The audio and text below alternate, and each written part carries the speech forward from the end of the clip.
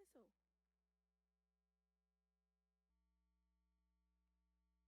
Ok. Olá, pessoal, boa tarde. Me chamo Thairyne. Sou diretora de planejamento do Porto Suape. Estou aqui representando o maior porto brasileiro, trazendo um pouco do que são os desafios do Complexo Portuário de Suape e quais são as estratégias que a gente tem utilizado para enfrentar esses desafios. Suape tem 44 anos de sua instituição. Faz agora, no dia 7 de novembro, 44 anos, e ela foi criada com o conceito de porto-indústria. Então, é mais do que uma movimentação portuária, é um atracadouro de indústrias no Nordeste. Então, com mais de 17 mil hectares no seu território, o Porto de Suape ele tem um zoneamento próprio para que consiga abarcar tanto o desenvolvimento econômico da região, quanto garantir o desenvolvimento social das famílias que moram no entorno. Então, desses 17.200 hectares, 2% é destinado a uma zona central de serviço, onde está concentrado os serviços para a área industrial. Então, são restaurantes, são unidades de serviços instaladas no complexo.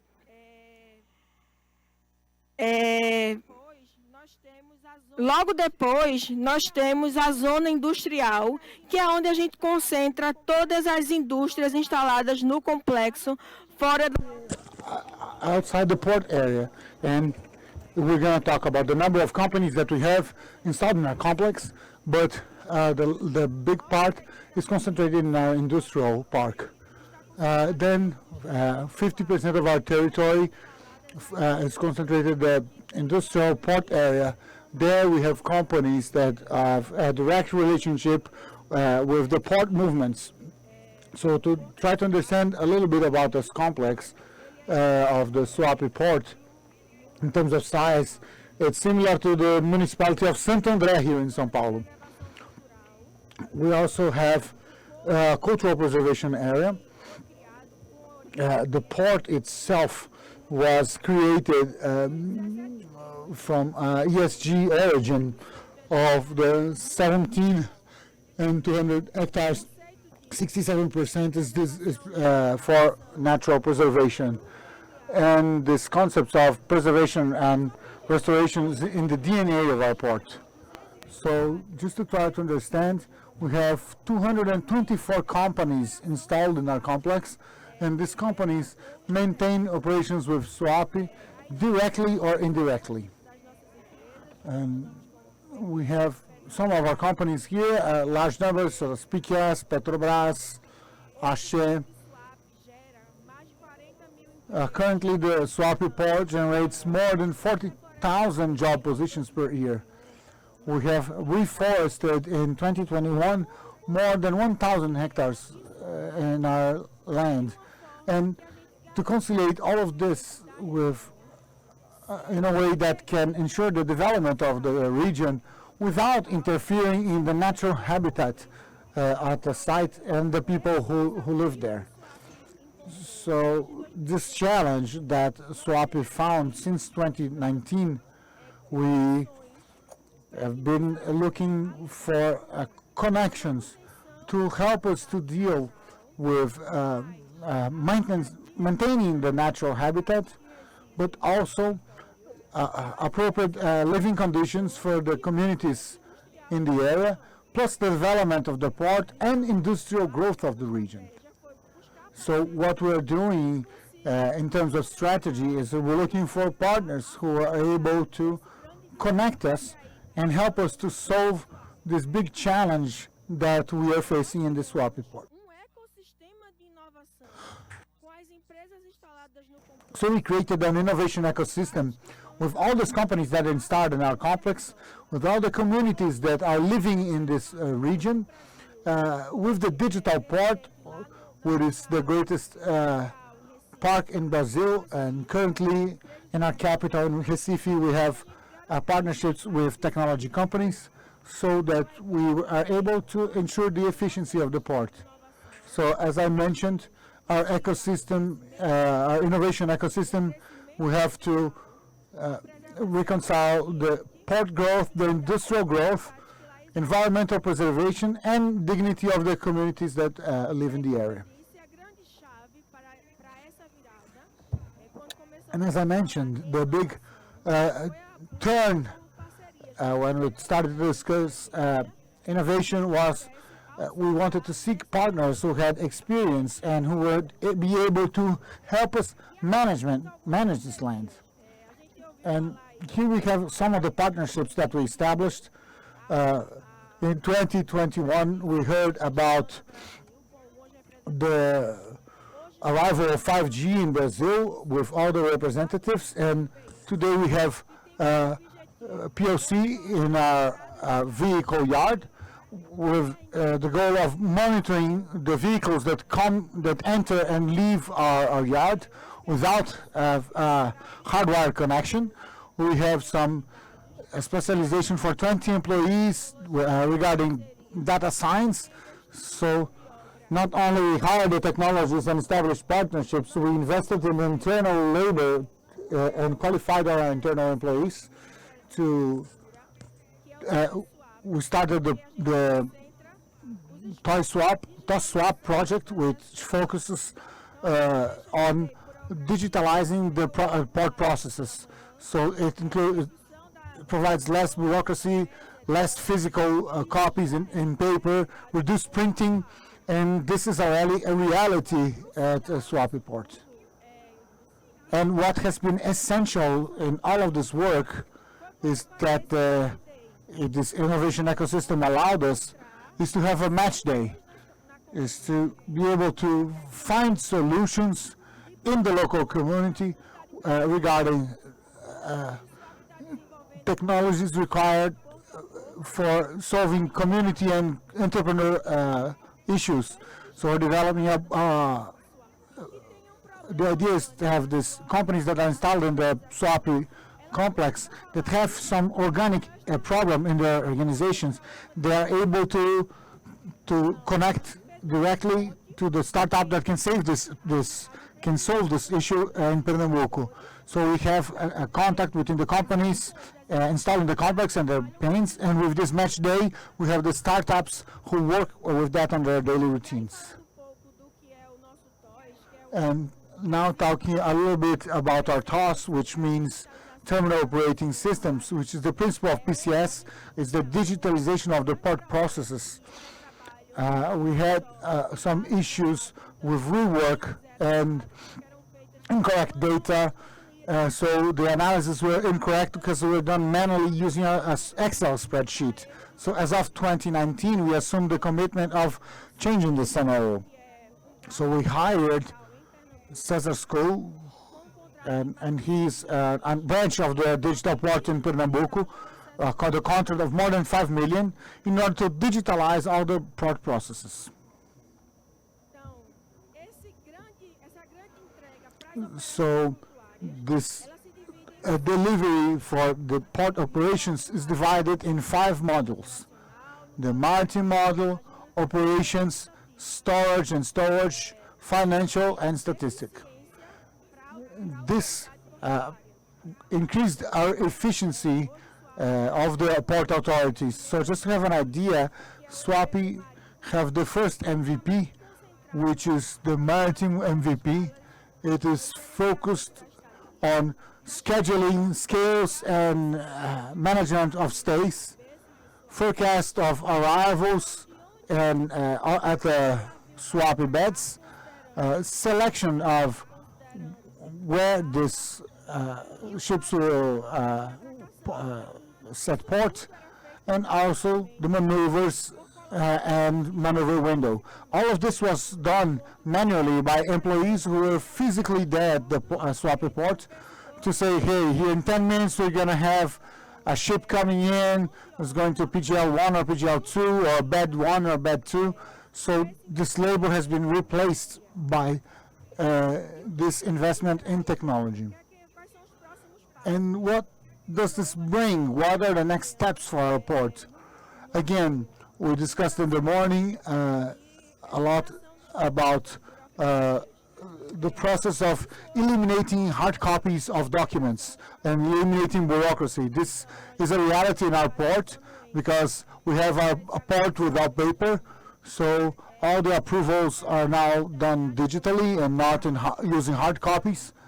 It can be integrated with container terminals, with the shipping agents, the ship owners, the port operators, and other government agencies, and so on. And within all of this set of technologies and solutions that we are using for our customers, we thought that we were missing, and the customer was complaining because they didn't know where their cargo was. Sometimes there were forecasts that was of a deadline that was not followed up appropriately.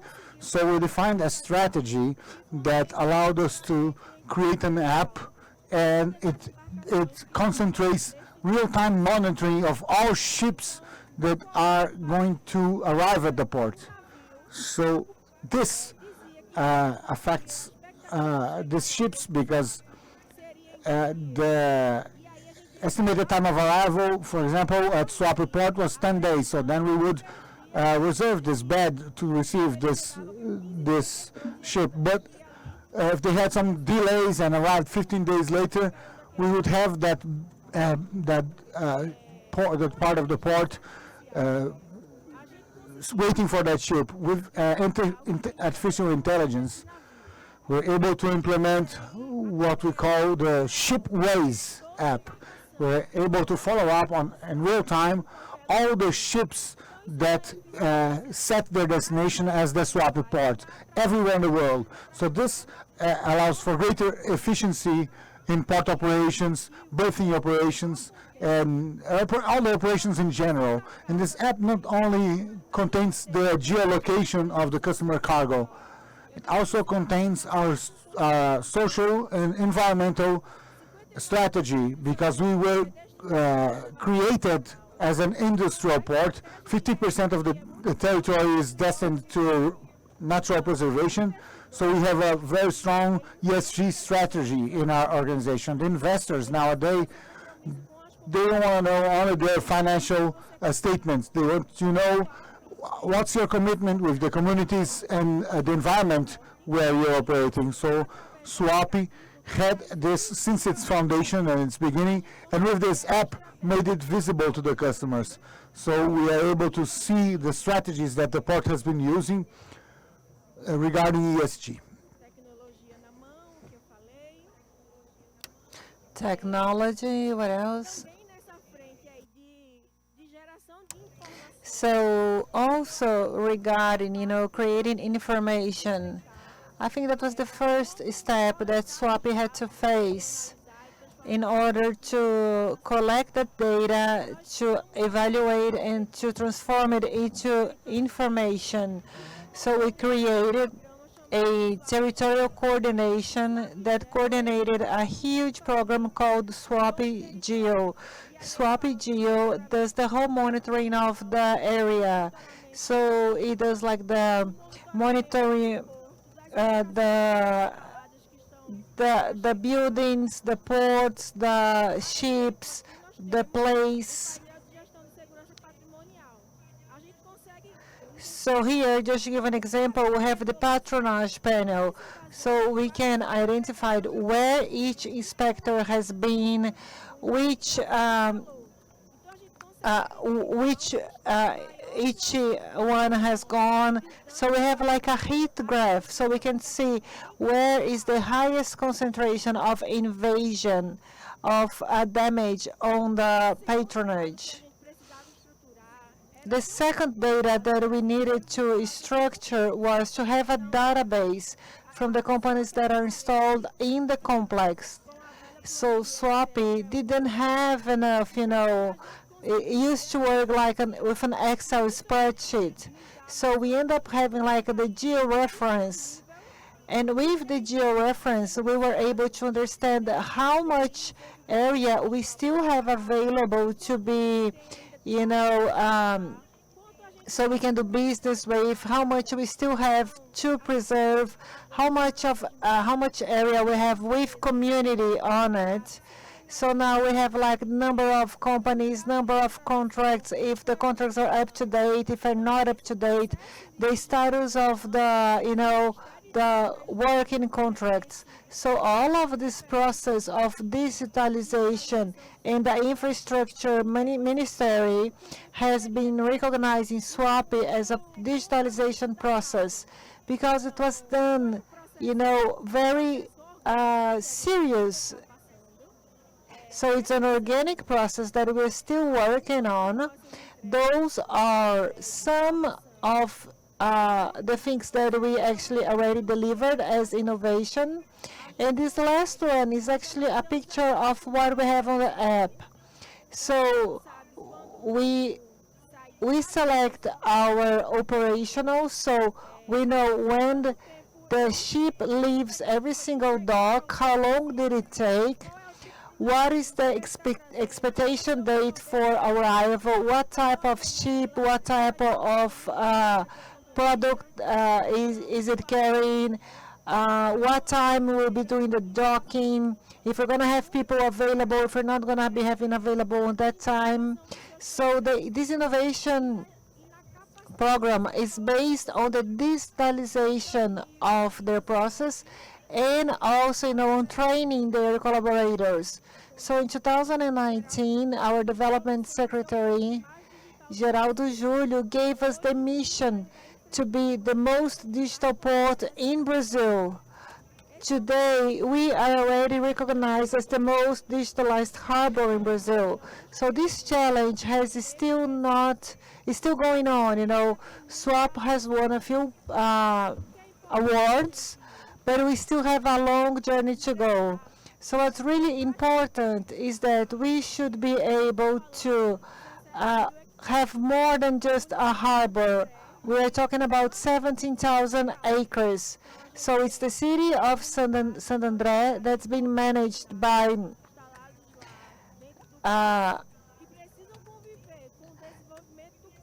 so we have the native inhabitants that need to co-live with the harbor, with new industries that are coming in, and also with the environment, and all of this is state-owned and managed. So the technology, the investments on innovation has actually allowed us to manage all of this together with a lot of success. So at the end, what I want to say is that Suape still has its mission to move forward. It's working on the education of our people.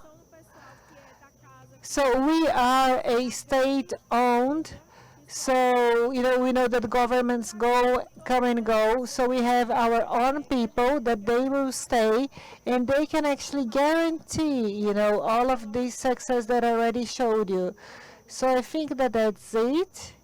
So if you have any questions about it, please let me know.